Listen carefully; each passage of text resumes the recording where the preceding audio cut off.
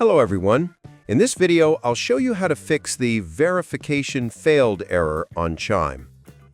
First, make sure you're entering the correct personal information. Your full legal name, date of birth, and social security number must match your official records exactly. If there's even a small typo or mismatch, Chime's system will reject it. Next, check your internet connection and try again on a stable network.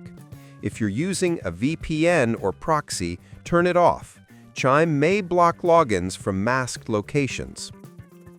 Also, ensure that your ID photo is clear and valid if Chime asks for verification.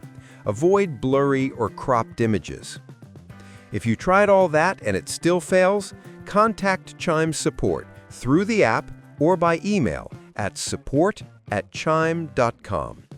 They'll manually verify your identity and help get your account approved. And that's how you fix the Chime verification failed error quickly and safely. Subscribe to the channel for more videos.